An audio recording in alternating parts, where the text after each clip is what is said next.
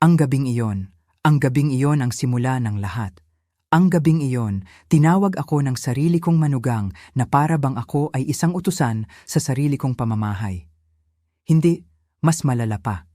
Isang istorbo, tumunog ang telepono habang naghahanda ako ng hapunan. Nakita ko ang pangalan niya sa screen. Si Isabela, ang asawa ng kaisa-isa kong anak na si Marco. Alam niyo na, bilang isang ina, mayroon tayong kakaibang pakiramdam. Isang kaba na hindi maipaliwanag. Sinagot ko. Hello? Ang boses niya sa kabilang linya, malamig, walang emosyon, parang yelo. Nasa ospital si Marco, sabi niya. Na-aksidente. Pumunta ka rito kung gusto mo, ma. Kung gusto ko? Kung gusto ko? Diyos ko po, ang anak ko, ang bugtong kong anak, nasa ospital at iyon lang ang sasabihin niya? Walang detalye? Walang pakialam? Parang naguulat lang siya ng panahon. At pagkatapos, ibinaba na niya ang telepono. Ganun lang. Bigla akong naiwang nakatayo doon, hawak ang telepono, nanginginig ang buong katawan. Sa isang iglap, bumalik sa akin ang lahat. Ang mga taon ng pagtitiis. Ang mga ngiting pilit.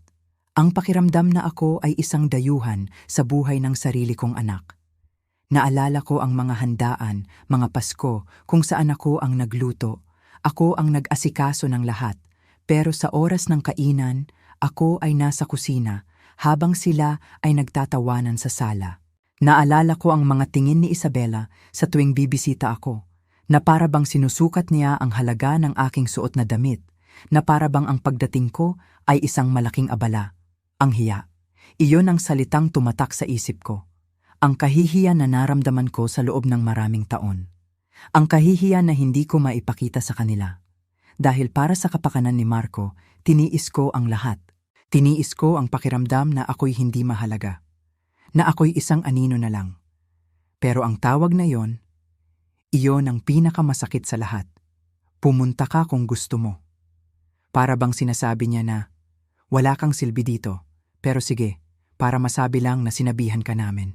Isang salita ang paulit-ulit na umikot sa isip ko habang nagmamadali akong magbihis. Walang utang na loob. Iyan ang tamang salita. Walang utang na loob. Sa loob ng 7 taon mula nang pakasalan ni Marco si Isabela, ginampanan ko ang papel ng perpektong biyenan. Ako ang naging ilaw ng tahanan, hindi lang sa sarili kong pamamahay, kundi maging sa kanila. Noong nagsisimula pa lang sila, ako ang sumalo sa mga gastusin. Ang bahay na tinitirhan nila ngayon, ang malaking bahay na may hardin at swimming pool? Galing iyon sa perang pinaghirapan namin ng yumaong asawa ko. Galing iyon sa perang dapat sana ay para sa aking pagtanda. Pero ibinigay ko. Ibinigay ko ng buong puso dahil mahal ko ang anak ko. 10 milyong piso, isinuko ko para sa kaligayahan niya. Ang negosyo ni Marco na ngayon ay napakalaki na. Ako ang nagbigay ng puhunan, 12 milyong piso. Hindi utang kundi bigay. Para sa kinabukasan ninyo, sabi ko. Ang tanging hiling ko lang ay alagaan niya ito, palaguin ito, at maging masaya sila. Pero habang lumalago ang negosyo nila, habang lumalaki ang bahay nila, at habang dumadami ang mga mamahaling bag ni Isabela, ako naman ay naiwang mag-isa sa aking maliit na apartment. Namumuhay sa aking pensyon, nagtitipid sa kuryente, namamalengke para makahanap ng pinakamurang bilihin. Naging nag-iisa ako, isang ina na nagbigay ng lahat pero unti-unting kinalimutan. Ang mga tawag ko, madalas hindi sinasagot. Ang mga pagbisita ko, laging may dahilan para paikliin. Pagod po kami, ma? May meeting si Marco? Masama po ang pakiramdam ko. Palaging may dahilan at ako bilang ina, inintindi ko. Inintindi ko lahat dahil ayokong maging pabigat. Ayokong isipin nila na nanunumbat ako. Pero sa gabing iyon, habang tumatakbo ako palabas ng aking apartment, papunta sa ospital, napagtanto ko ang isang malupit na katotohanan. Para sa kanila, hindi ako isang ina. Ako ay isang bangko. Isang bangko na naubos na ang laman. At ngayong wala na silang makukuha, marahil ay oras na para ako ay tuluyang isantabi. Walang pakialam. Iyon ang naramdaman ko sa boses ni Isabela. Isang malamig at kalkuladong kawalan ng pakialam. Nagpara ako ng taxi. Habang bumibiyahe kami sa madilim na kalsada ng Maynila, ang mga ilaw ng poste ay parang mga luhang dumadaan sa bintana. Ang utak ko ay tumatakbo ng mas mabilis pa sa sasakyan. Inisip nila na ako ay isang matandang mahina. Isang matandang madaling lokohin. Isang matandang walang pera at walang kapangyarihan. Umalis ako ng bahay na iyon, nadala lang ang aking pitaka at ang mga damit sa aking katawan. Pero mayroon silang hindi alam. Mayroon akong isang malaking sikreto. Ang yumaong asawa ko, matalino siyang tao. Bago siya pumanaw, sinabi niya sa akin, "Teresita, ingatan mo ang sarili mo. Huwag mong ibigay ang lahat." At mayroon siyang iniwan sa akin para siguraduhin iyon. Isang huling habilin. Isang lihim na testamento na walang sinuman, kahit si Marco ang nakakaalam. Sa testamentong iyon, iniwanan niya ako ng sarili kong mana, 30 milyong piso, isang halaga na nakatago sa isang trust account na ako lang ang may access. Iyon ang aking lihim na yaman, ang aking lihim na kayamanan. Iyon ang aking trump card.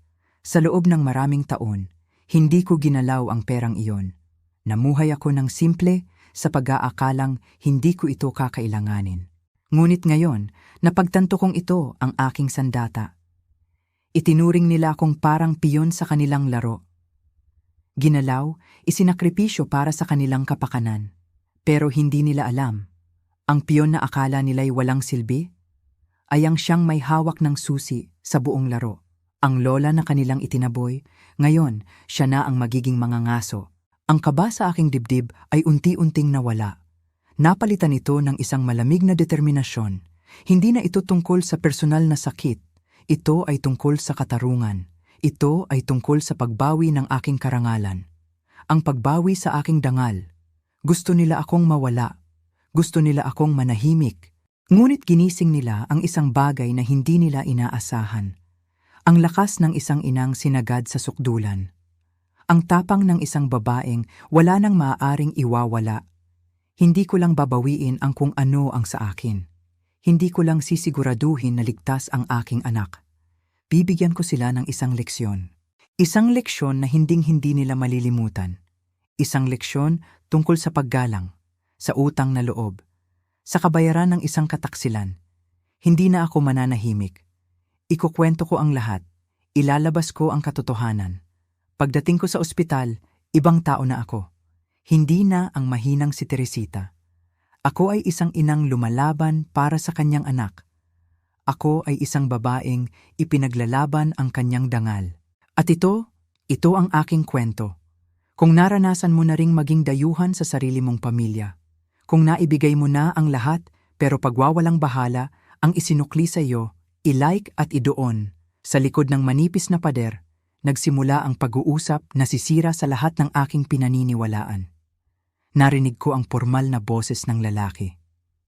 "Sigurado ka bang walang makakakita sa atin dito?" tanong niya. At si Isabela, tumawa siya. Isang maikli at tuyong tawa. Isang tunog na parang kinakaluskos na tuyong dahon sa semento. "Yung matanda, papunta na," sabi niya. At sa paraan ng pagkakasabi niya ng matanda, naramdaman kong para akong isang langaw na gusto niyang pitasin. Pero matatagalan pa yon. Mahigpit ang mga gwardiya sa baba. Marami tayong oras. Yung matanda, ako yon. Ako ang tinutukoy niya. Hindi mama, hindi biyenan ko, kundi yung matanda. Isang bagay na walang pangalan, isang abala. May kung anong kumirot sa dibdib ko. Isang sakit na mas matindi pa sa takot.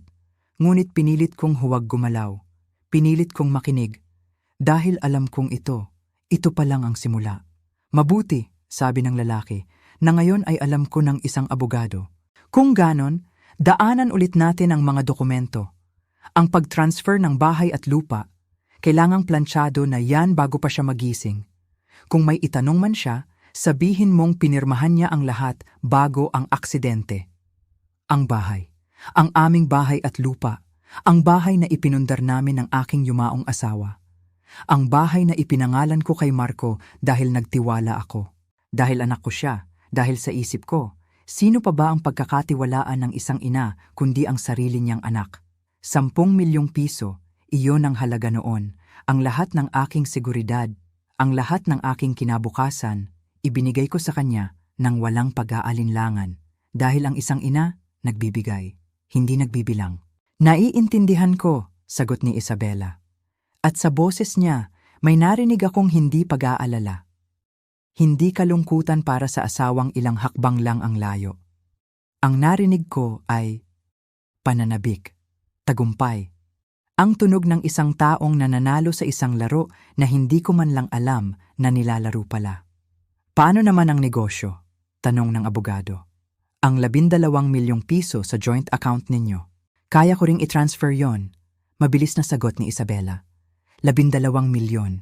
Ang perang ipinahiram ko, hindi, ibinigay ko kay Marco para masimulan ang kanyang import company. Ang pera na hindi na naibalik dahil, Ma, investment po ito sa future natin. Makikita nyo, babalik din po yan pag lumaki na ang kumpanya, pangako. At lumaki nga ang kumpanya.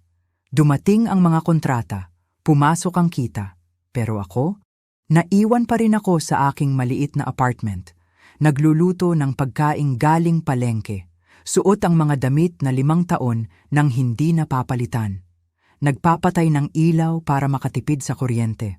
Habang sila ay nakatira sa isang mansyon na may sariling swimming pool. Habang si Isabela ay bumibili ng mga designer bag na mas mahal pa sa 3 buwang upa ko.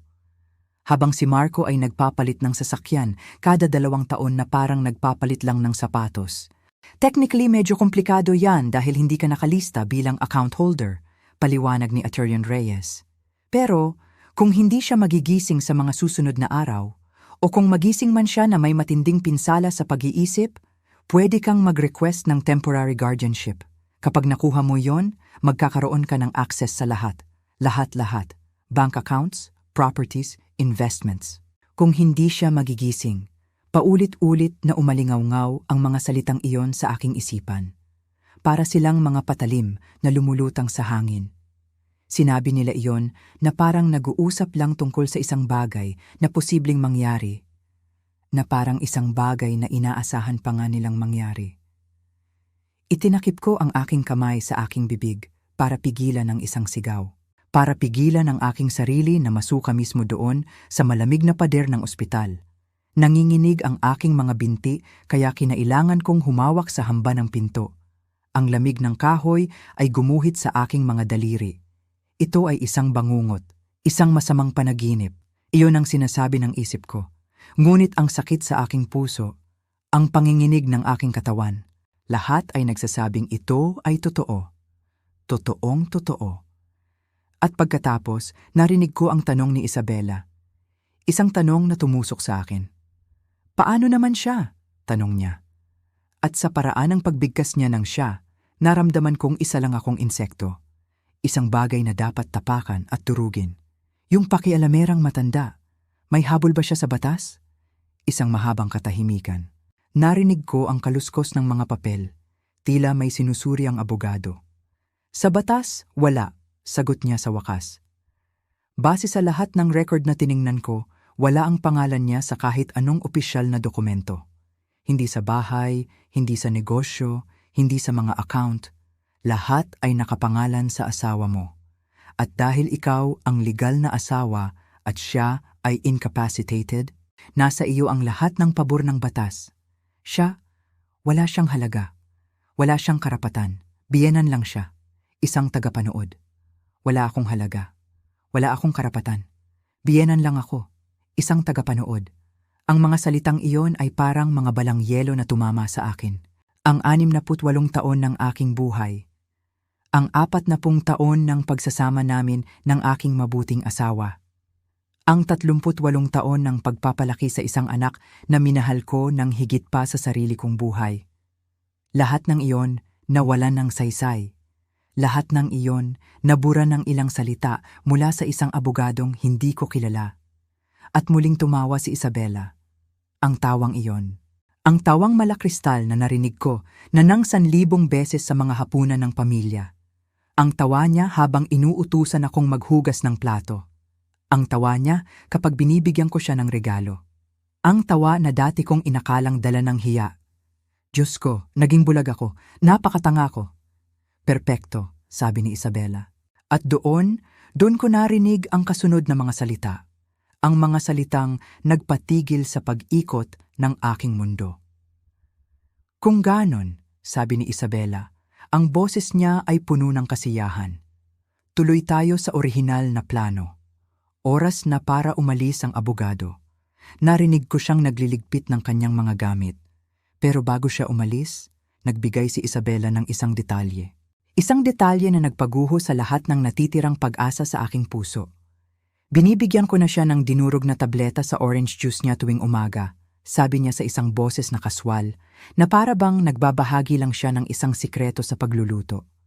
Paunti-unti lang kada linggo, kalahating tableta lang ang dagdag, akala ng mga doktor, stress lang sa trabaho, pagod, o maling diet.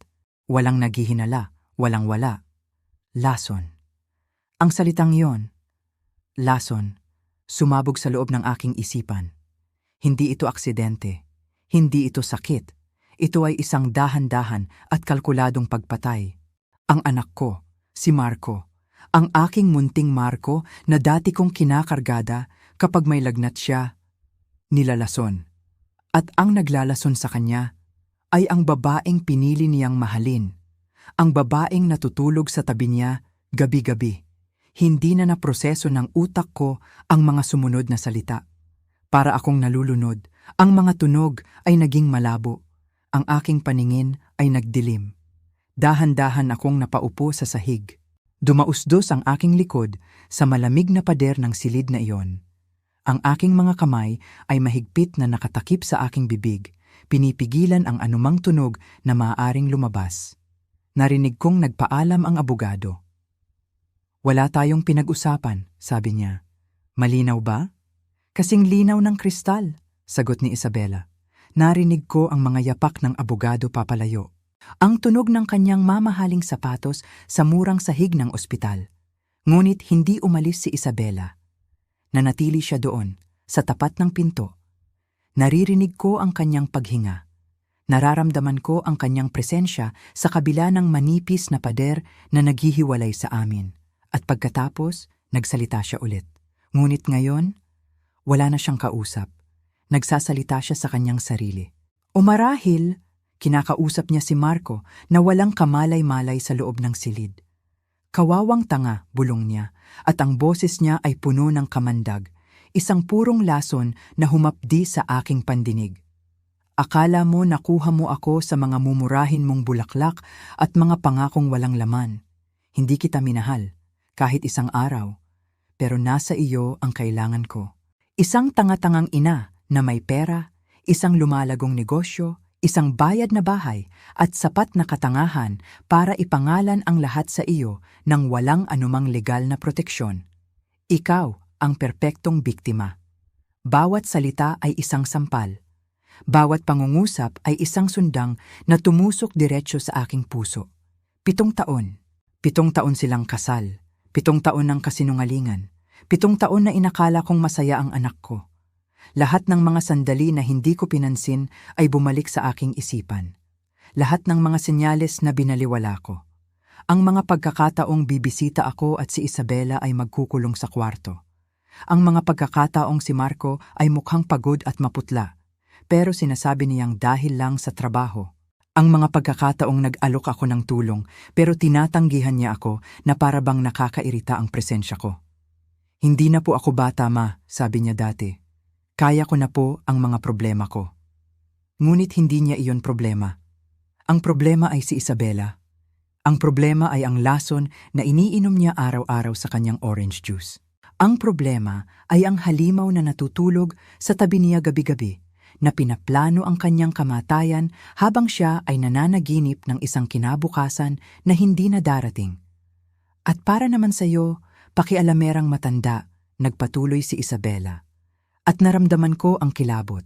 Kahit hindi niya ako nakikita, alam niyang nandoon ako sa isang lugar. Alam niyang isa akong balakid sa kanyang plano. Kapag natapos na ito, aalisin kita sa buhay namin ng tuluyan. Hindi ka magkakaroon ng karapatan na makita kahit ang puntod niya. Dahil sa batas, wala ka namang halaga. Hindi totoo yon. Sinubukan kong tanggapin siya. Alam ng Diyos na sinubukan ko ng buong puso ko. Dahil siya ang babaeng pinili ng anak ko. Dahil ang makita siyang masaya ang tanging mahalaga sa akin. Nilunok ko ang 1,000 kahihiyan. Ngumiti ako kapag pinupunan niya ang aking damit, ang aking gupit, ang aking luto. Hinugasan ko ang kanyang mga plato pagkatapos ng mga hapunan kung saan hindi man lang ako binigyan ng disenteng pagkain. Bumili ako ng mamahaling regalo para sa kanyang mga kaarawan, para sa Pasko. Inalagaan ko ang kanilang bahay kapag nagbabakasyon sila. Ako ang naging perpektong ina at biyenan, yung hindi nakikialam, yung walang opinyon, yung bigay lang ng bigay ng walang hinihiling na kapalit. At ito ang iginanti nila sa akin. Lason, pagnanakaw, planadong pagpatay. Sa wakas, narinig ko ang kanyang mga yapak na papalayo. Pumasok siya sa silid ni Marco at marahang isinara ang pinto. At naiwan ako doon, nakaupo sa sahig ng madilim na silid, nanginginig na parang isang dahon sa gitna ng malakas na bagyo. Hindi ko alam kung gaano katagal akong nanatili doon. Ang oras ay nawalan ng saysay. Ang buong buhay ko. Ang lahat ng aking desisyon. Ang lahat ng aking sakripisyo. Gumuho sa loob ng wala pang 10 minuto. Si Robert ay mamamatay.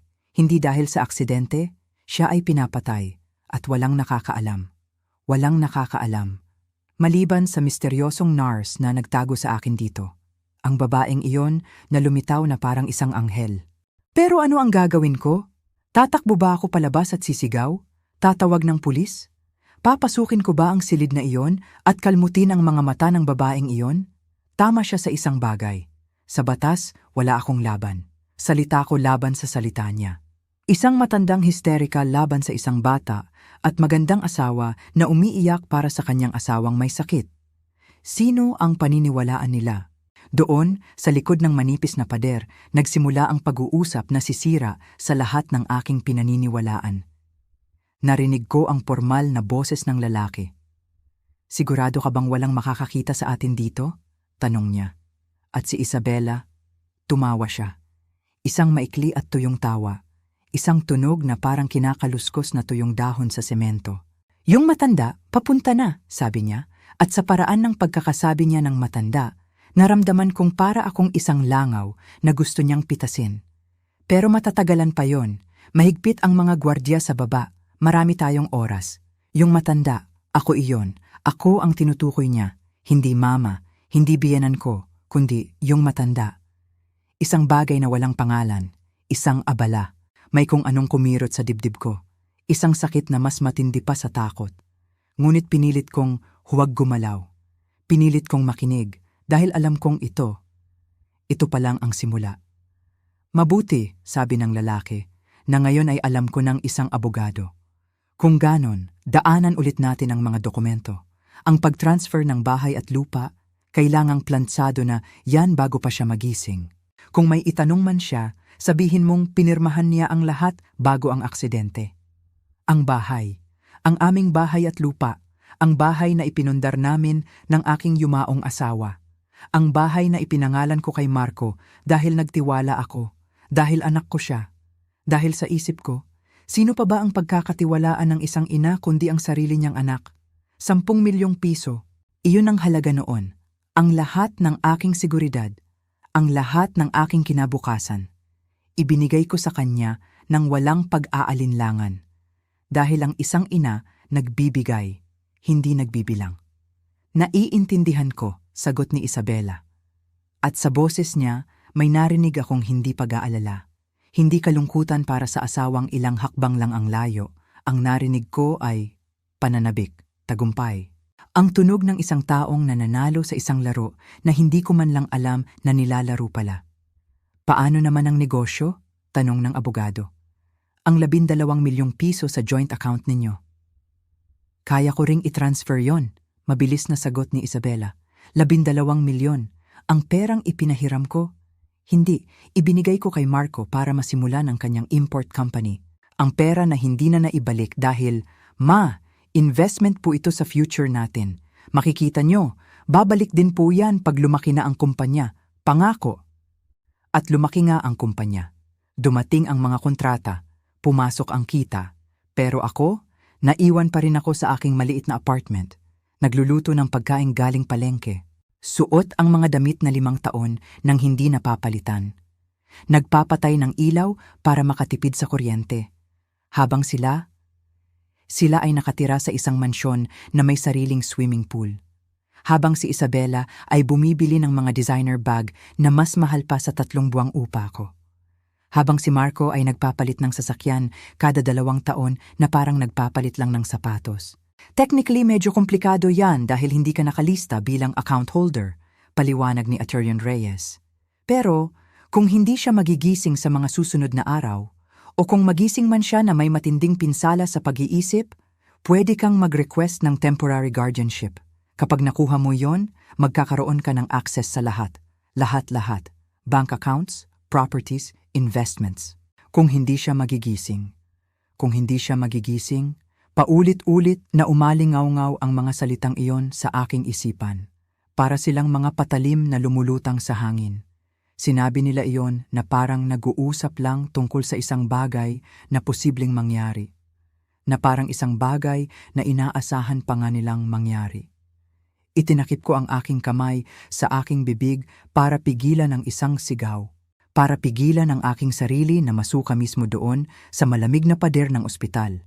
Nanginginig ang aking mga binti kaya kinailangan kong humawak sa hamba ng pinto.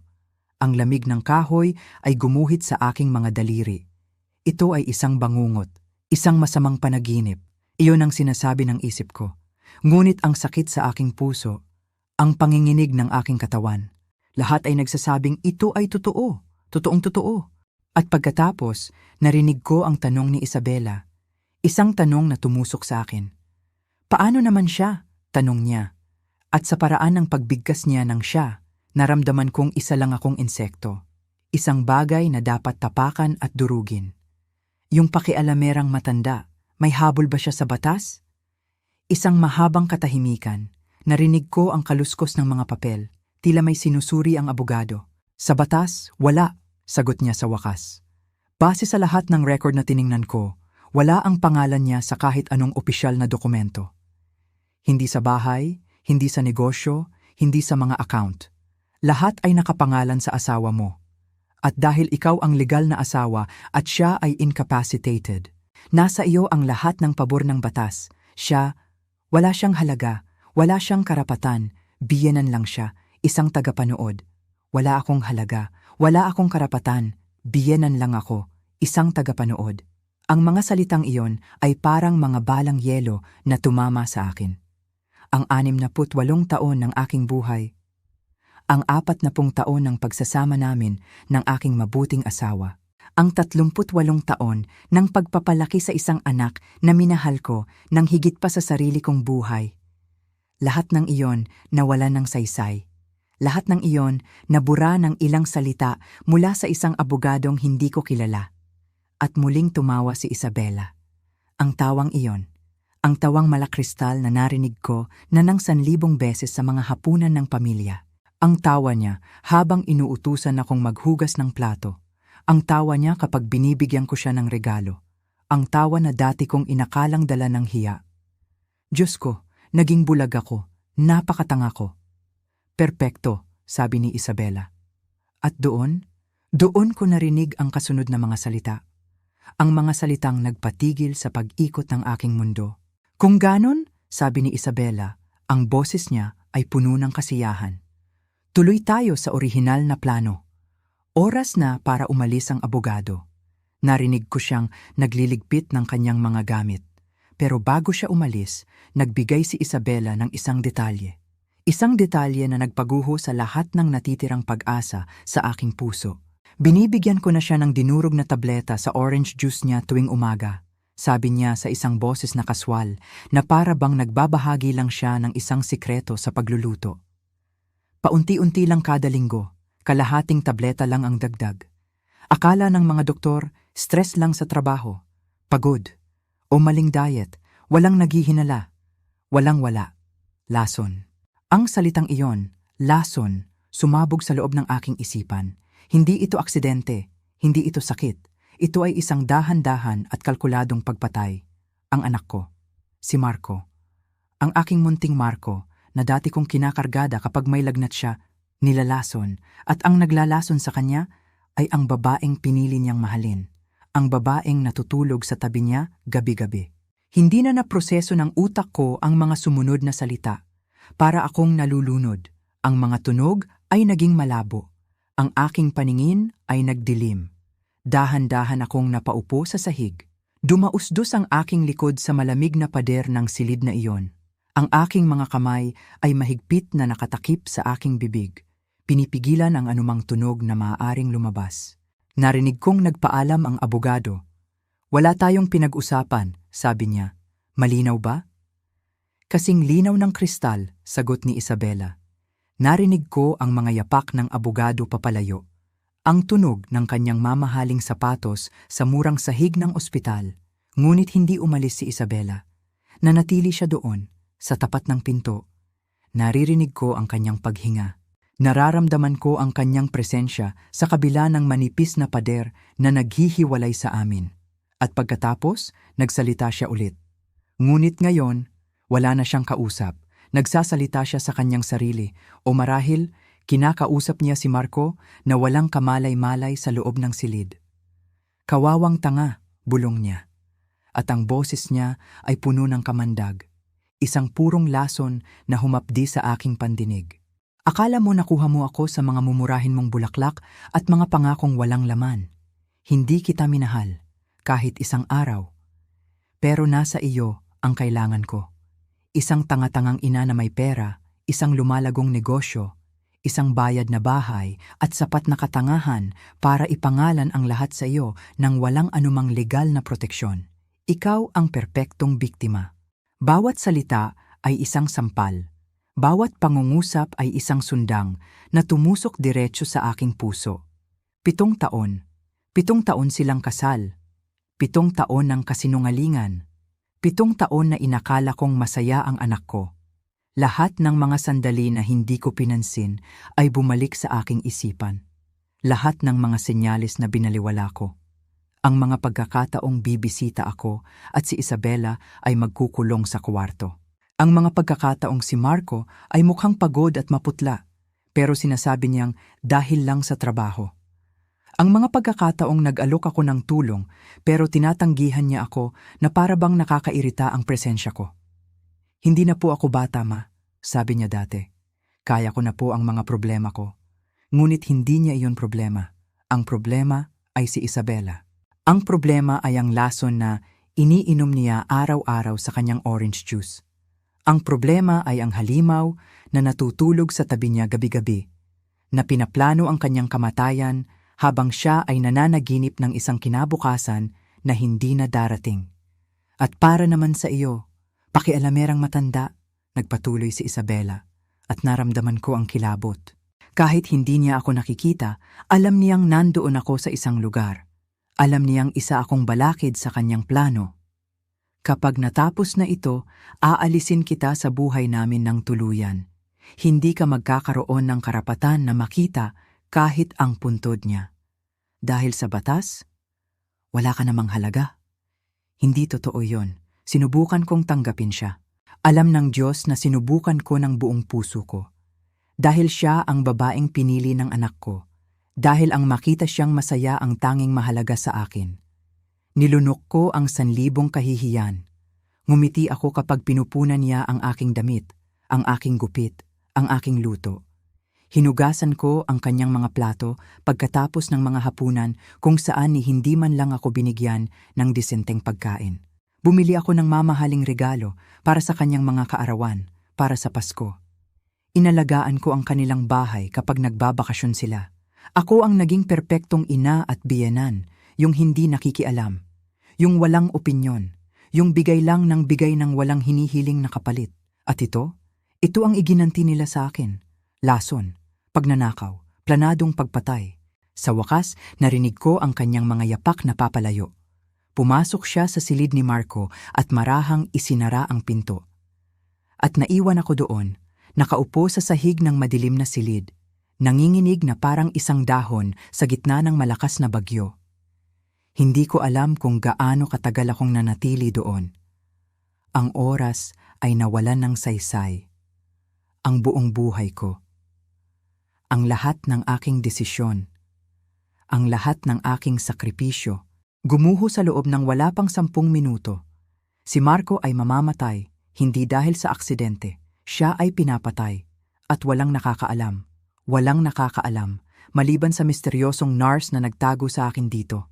Ang babaeng iyon na lumitaw na parang isang anghel. Pero ano ang gagawin ko? Tatakbo ba ako palabas at sisigaw? Tatawag ng pulis? Papasukin ko ba ang silid na iyon at kalmutin ang mga mata ng babaeng iyon? Tama siya sa isang bagay. Sa batas, wala akong laban. Salita ko laban sa salita niya. Isang matandang hysterical laban sa isang bata at magandang asawa na umiiyak para sa kanyang asawang may sakit. Sino ang paniniwalaan nila? Tumayo ako mula sa pagkakaupo sa madilim na silid na yon. Ang aking mga binti, nanginginig pa rin. Ngunit sa loob ko, may ibang nagbago. Ang takot ay napalitan ng isang malamig na determinasyon. Ang kalituhan ay napalitan ng isang malinaw na layunin. Sinabi sa akin ni Loida, "Kailangan niyo pong umarte, tita. Kailangan niyong gampanan ang papel na inaasahan niyang gagampanan ninyo." Ang desperadong ina.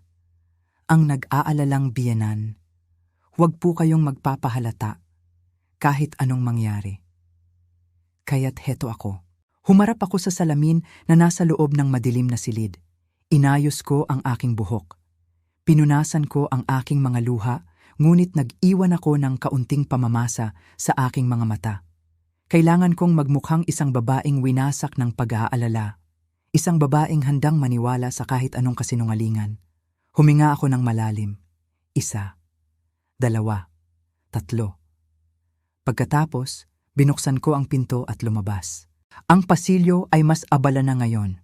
May mga doktor na naglalakad, mga pamilyang naghihintay.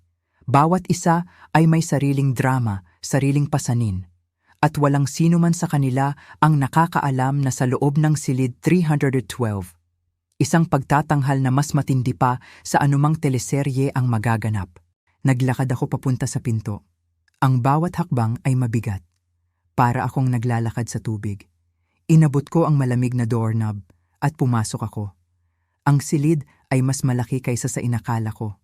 Puno ng mga makina na marahang tumutunog.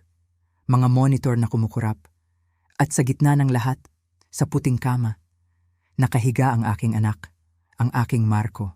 Mukha siyang napakaliit, napakahina, nakakabit sa napakaraming tubo at wire. Ang kanyang balat ay may kulay abo na bakas. Ang kanyang mga labi ay tuyo. May malalalim na itim na bilog sa ilalim ng kanyang mga mata. Hindi ito ang malakas na lalaki na nagbuhat ng aking mga pinamili 2 buwan lang ang nakalipas. Hindi ito ang batang lalaki na natutong magbisikleta habang sumisigaw ng, "Tingnan mo, ma, walang kamay!" Ito ay isang taong unti-unting sinisira mula sa loob. At sa tabi ng kanyang kama, hawak ang kanyang kamay ng may pikeng pag-aalala, ay si Isabela. Mukha siyang perpekto, gaya ng dati. Ang kanyang buhok ay maayos na nakapusod. Ang kanyang damit ay simple, ngunit mamahalin. Ang kanyang mga berdeng mata, na dati kong inakalang maganda, ngayon ay nakikita ko bilang mga mata ng isang ahas. Nang makita niya akong pumasok, agad na nagbago ang kanyang ekspresyon. Ang kanyang mga mata ay napuno ng luha. Ang kanyang bibig ay nanginig. Itinayo niya ang kanyang sarili at niyakap ako. Pinilit ko ang aking sarili na tanggapin ang yakap na yon. Pinilit kong ilagay ang aking mga braso sa kanyang likod. Pinilit kong damhin ang kanyang katawan at hindi isipin na ang katawan ding ito ang may pakana sa pagpatay sa aking anak. "Salamat po sa pagdating, ma," bulong niya sa aking balikat. "Alam kong nahirapan kayo sa biyahe, pero kailangan ko po kayo dito. Kailangan ka ni Marco." Sinungaling, isang napakagaling na sinungaling. Dahan-dahan akong humiwalay sa kanya, pinupunasan ang aking mga luha na ngayon ay totoo, kahit na ang dahilan ay iba sa iniisip niya. "Anong nangyari?" tanong ko. Ang boses ko ay basag at puno ng pagkalito. Eksakto sa paraang dapat marinig niya. Bumuntong hininga siya ng may halong drama. Nasa opisina raw po siya, bigla na lang daw po siyang namutla at pinagpawisan. Inireklamo niya ang paninikip ng dibdib. Akala nila atake sa puso. Lumapit ako sa kama at hinawakan ang kabilang kamay ni Marco. Malamig. Napakalamig. Ano? Ano ang sabi ng mga doktor? Tanong ko. Ang susunod na 48 oras daw po ay critical. Sabi niya, ang kanyang boses ay mas malumanay na ngayon na para bang nagbabahagi ng isang sikreto. Sabi nila, may pag-asa siyang hindi na magising. O kung magising man, baka hindi na siya ang dating Marco na kilala natin. Baka kailanganin niya ng habambuhay na pag-aalaga. Inihahanda niya ako. Inihahanda niya ang lahat para sa kanyang huling plano. Para kapag namatay si Marco, iisipin ng lahat na iyon ay isang bagay na inaasahan na. Isang bagay na ibinili na ng mga doktor. Kinagat ko ang aking labi para pigilan ang aking galit. Hindi ako pwedeng sumabog. Hindi pa ngayon. Hindi maaari, bulong ko. Hinahayaan ang aking boses na mabasag sa kalungkutan. Napakabata pa niya. Nakita ko ang pagkinang sa kanyang mga mata. Isang panandaliang kislap ng tagumpay. Akala niya, nakuha na niya ako. Akala niya, hawak na niya ako sa kanyang palad. At doon, sinimulan ko ang aking sariling pag-atake. Isabela, sabi ko. Hinawakan ko ang kanyang kamay. Nanigas siya sandali, ngunit hindi niya ito binawi. Anak, patawarin mo ako. Nakita ko ang pagkalito sa kanyang mga mata. Hindi ito ang inaasahan niya. Alam ko, naging malamig ako sa iyo sa mga nakaraang taon, patuloy ko. Pero ngayong nakikita ko si Marco na ganito, napagtanto kong napakaikli ng buhay. Napakaikli para sa mga walang kwentang samaan ng loob. Nakikita ko siyang unti-unting nagre-relax. Ang kanyang mga balikat ay bumaba. Ang kanyang mga mata ay lumambot. Kinakagat niya ang pain. Selos lang yon, alam mo ba, sabi ko. At ngayon ako naman ang nagkunwaring umiiyak. Takot na mawala ang anak ko. Takot na hindi na ako ang pinakamahalagang babae sa buhay niya. Pero mali ako. Ikaw ang nagpapasaya sa kanya. At kung makakaligtas siya dito, gusto kong magsimula tayong muli. Gusto kong maging biyenan na karapat-dapat sa iyo. Ang lola nakakailanganin ng magiging mga anak ninyo. Mga anak, iyon ang huling pain. Alam kong wala silang planong magkaanak. Pero ang ideya ng isang mas malaking pamilya, isang mas malaking mana, alam kong iyon ang magpapanatili sa kanya dito. Mayroon akong kaunting ipon, sabi ko. Hindi kalakihan, pero sapat na siguro para sa down payment ng mas malaking bahay. Isang bahay na may malaking hardin para sa mga apo ko. Regalo ko na sa inyo. Nakita ko ang kislap sa kanyang mga mata, hindi na tagumpay. Ngayon, ito ay purong kasakiman. Hindi niyo po kailangang gawin yan, ma, sabi niya. Pero ang kanyang mga mata ay sumisigaw ng, ibigay mo sa akin. Ibigay mo lahat. Gusto ko, sabi ko. At kapag namatay ako, lahat ng mayroon ako ay mapupunta rin naman kay Marco at sa iyo. Mas mabuti nang ma-enjoy natin habang buhay pa ako. Ngayon, lubusan na siyang naniwala. Ang matandang tanga. Ang matandang maraming pera na madaling mauto. Iyon ako sa kanyang paningin. At iyon mismo ang kailangan ko para manalo. Nagpatuloy kami sa pag-uusap. Mga walang kwentang bagay. Mga pekeng alaala. Mga planong hindi kailanman magkakatotoo. Palihim kong tiningnan ang orasan. 15 minuto na ang nakalipas. 5 minuto pa. 5 minuto na lang at darating na ang mga pulis. Alam mo kung ano ang gusto ko? Sabi ko bigla. Gusto ko, paggising ni Marco, ang una niyang makita ay tayong dalawa. Ang dalawang pinakamahalagang babae sa buhay niya, magkahawak kamay. Ngumiti siya, isang ngiting napakatamis at napakapeke. Gusto ko yan, ma. Gusto ko yan. Ngunit biglang may nagbago sa kanyang mukha. Nanigas siya at binitiwan ang aking kamay. Anong ingay yon? Tanong niya, lumingon sa pinto. At narinig ko rin ito, mga boses sa pasilyo. Maraming boses, mabilis na mga yapak, at biglang bumukas ang pinto ng malakas. 4 na tao ang pumasok. 2 pulis na naka-uniforme, isang babaeng nakasuit na halatang isang detective, at sa likod nila, si Loida at si Dr. Santos. Tumayo si Isabela, nanlalaki ang mga mata. Anong nangyayari dito? Tanong niya. At sa unang pagkakataon mula nang makilala ko siya, narinig ko ang tunay na takot sa kanyang boses. Humarap ang detective, ipinakita ang kanyang badge. Isabela Fernandez Salazar, ako si Detective Ramos. Kailangan naming isama ka sa istasyon para sa ilang katanungan tungkol sa kondisyon ng iyong asawa. Mga tanong? Anong klasing mga tanong? Ang kanyang boses ay tumaas. May sakit ang asawa ko. Anong kinalaman ng pulis dito? Ang maskara. Nagsisimula ng mag-crack. May nakita kaming ebidensya na si Ginoong Marco Salazar ay biktima ng sinadya at tuloy-tuloy na paglason, sabi ni Detective Ramos. Ang toxicology analysis ay nagpapakita ng mapanganib na antas ng warfarin sa kanyang sistema, isang substance na hindi inireseta sa kanya. Isang nakabibinging katahimikan. Si Isabela ay nanatiling hindi gumagalaw, ang kanyang mga mata ay palingalinga mula sa detective, sa mga pulis, kay Loida. Nagkakalkula. Naghahanap ng paraan para makatakas. Kalokohan yan, sabi niya sa wakas. Nagkamali lang kayo, medical error, nangyayari yan sa mga ospital. Hindi ito pagkakamali, sabi ni Dr. Santos, humakbang pasulong. Mayroon kaming security camera footage na nagpapakita sa iyong minamanipula ang IV bag ng iyong asawa sa 3 magkakaibang okasyon. At pagkatapos, kinuha ni Loida ang kanyang telepono at pinindot ang play. Ang boses ni Isabela ay pumuno sa silid. Malinaw na malinaw. Binibigyan ko na siya ng dinurog na tableta sa orange juice niya tuwing umaga. Dito sa ospital, mas madali. Pwede akong magdagdag sa IV. Sa 2 o 3 araw pa, tapos na ang lahat. Nakita ko kung paano nawala ang lahat ng kulay sa kanyang mukha. Nakita ko kung paano nanginig ang kanyang mga binti habang desperado siyang naghahanap ng sasabihin.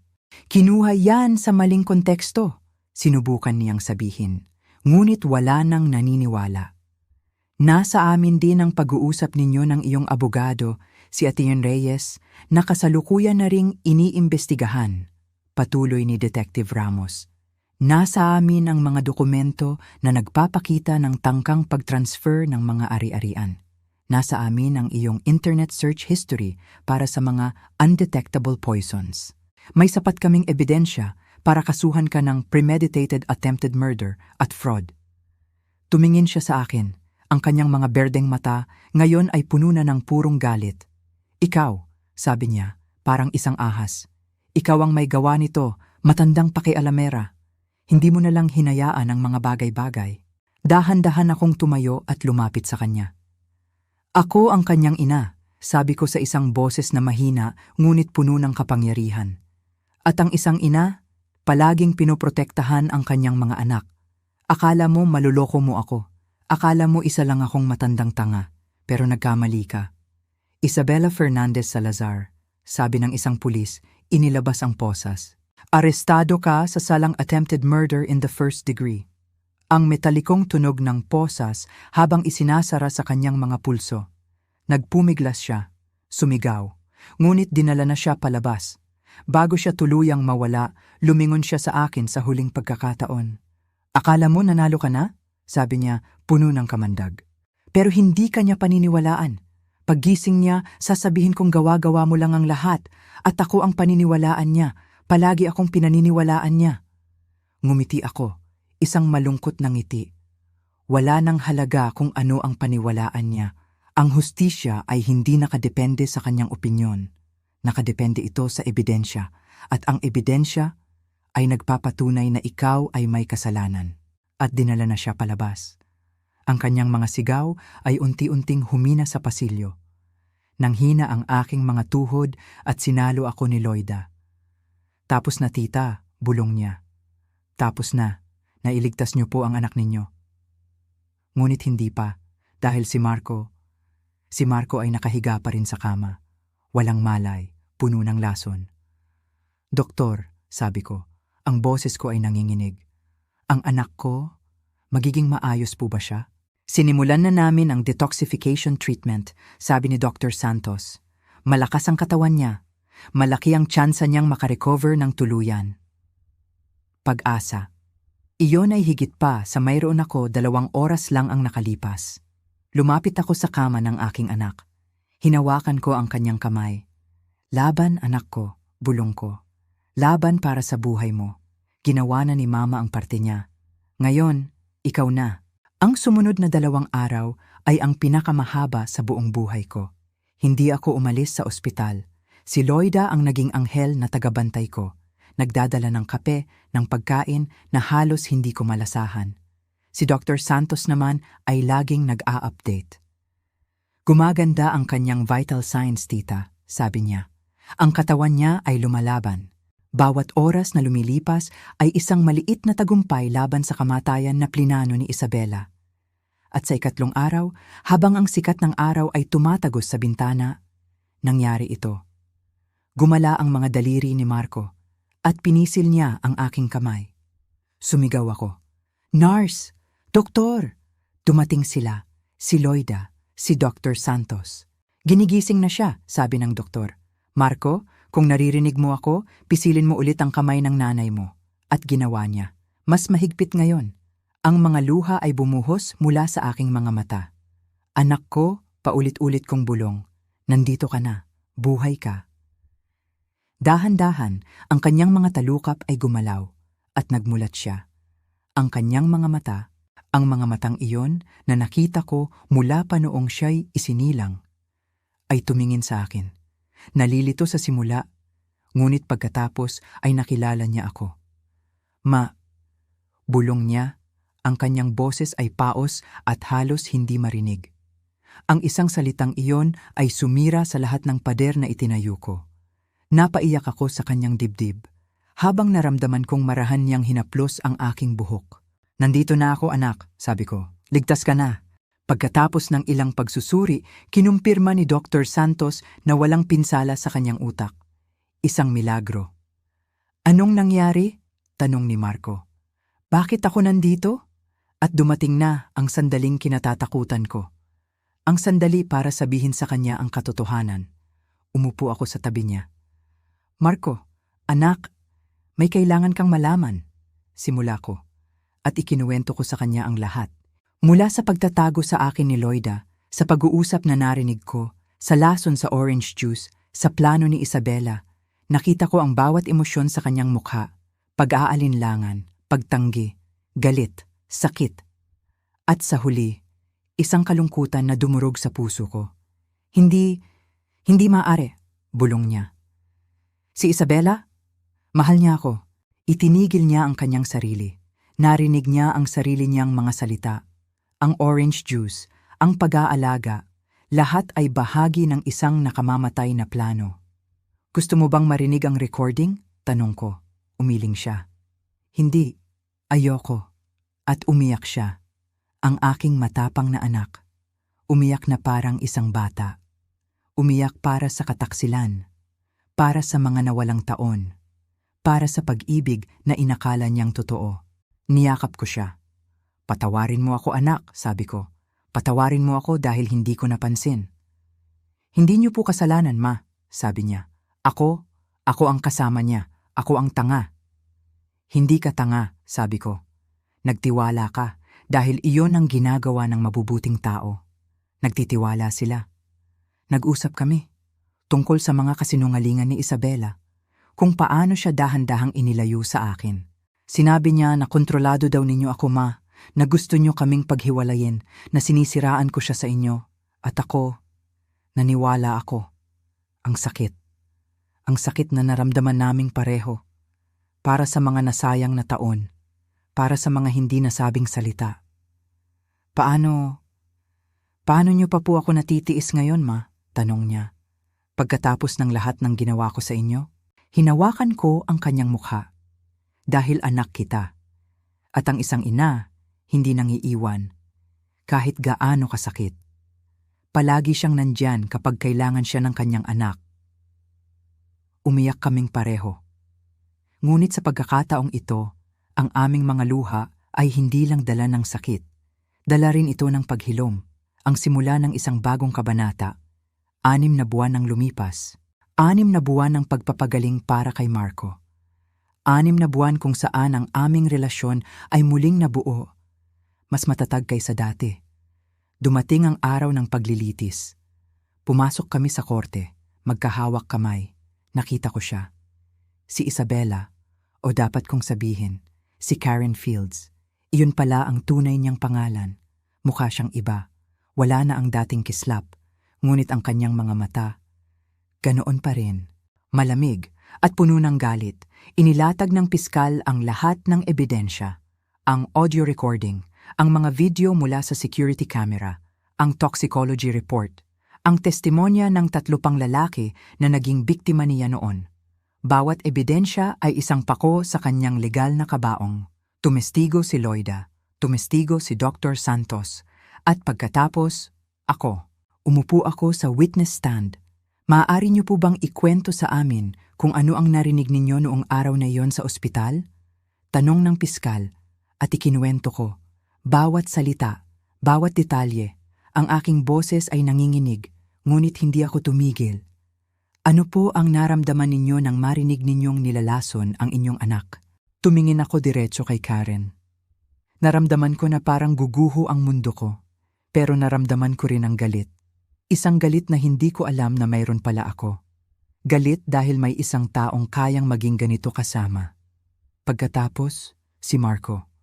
Ang paglakad niya papunta sa witness stand, iyon ang isa sa pinakamakapangyarihang sandali sa buhay ko.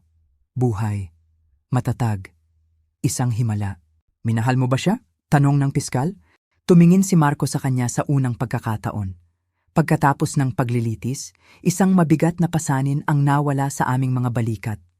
Ngunit ang bahay na dati ay simbolo ng aming mga pangarap. Ngayon ay isa na lamang paalala ng isang masamang panaginip, kaya't ibinenta namin ito, isinara namin ang kabanatang iyon ng aming buhay. Sa perang pinagbentahan, bumili si Marco ng isang bagong apartment. Mas maliit, ngunit mas maliwanag. Isang lugar na walang multo ng nakaraan. Isang lugar kung saan maaari kaming magsimulang muli. At sa natirang pera, ginawa namin ang isang bagay na hindi ko kailanman inakala. Itinayo namin ang isang foundation. Isang pundasyon na tinawag naming Mga Inang Nagbabantay.